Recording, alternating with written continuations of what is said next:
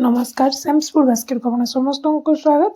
आज आम बनइबा पालंग शागर गोटे रेसिपी। आपण के आगर एमती पालंग शाग बन नथिबे थोड़े बनई ट्राए करूँ देखिए बहुत ही टेस्टी लगी है। ये बनइले थोड़े मो स्टाइल पालंग शाग बनईकी देखु। तार चलते स्टार्ट करवा। फर्स्ट मैं गोटे कड़े नहीं जाइए कड़े हाफ ग्लास पानी दे देती।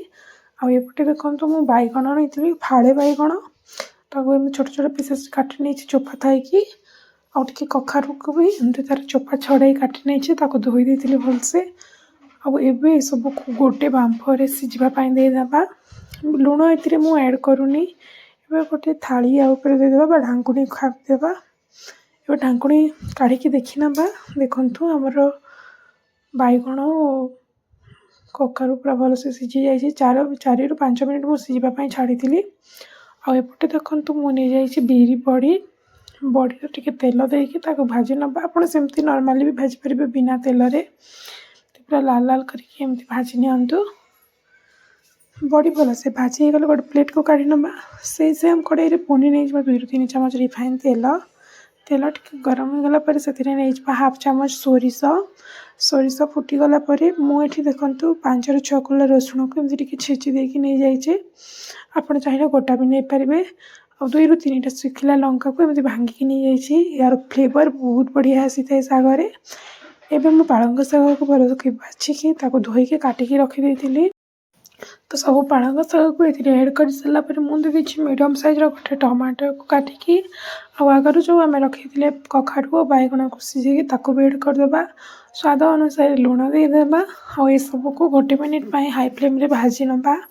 भल से मिक्स करनियंतु गोटे मिनिट भाजी नियंतु। आबे आम गोटे ढांकुणी गोड़ाई दबा। मझे मझे एमती ढांकुणी अलग चेक कर नौथे।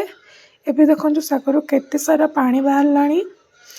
एबे पालंग शाग बहुत जल्दी सीझी जाए थाए से हाई फ्लेम रे देदेबे कहीं तार पानी जल्दी मरीज ना से बेसी सीझीज खावाई भल लगे। तो देखो मुझे खड़िका साहाय्य जो आमर बैगण कखारू टे मिलई नौछि। आम पानी सुखा पर्यंत वेट करवा 4 ରୁ 5 मिनिट पर्यंत। देखो 4 ରୁ 5 मिनिट पर आमर शागर पूरा पानी सुखी गलानी। एबे आम जो आगु भाजिकी रखी बिरी बड़ी ताकू एमती क्रश कर ऐड कर देछि। एबे सब को भल से मिसाई नवा। 1 ରୁ 2 मिनिट एमती बसई दबा। आबे देखु रेडी हो गला आमर पालंग शाग भजा। थोड़ी एमती ट्राए कर देखु। ये खावाई बहुत टेस्टी लगे। आप पखाल रुटी गरम भात सहित एंजॉय करें। आशा कर आज भिडियो भल लगी। जब भिडियो भल लगे लाइक कमेंट शेयर कर दो। मो चैनल को सब्सक्राइब कर पाखरे बेल आइकन को दबाई दिंतु जहाँद्वारा मोर सब नुआ भिडियो नोटिफिकेशन आपण पाखक आसीपर। रही नमस्कार थैंक यू।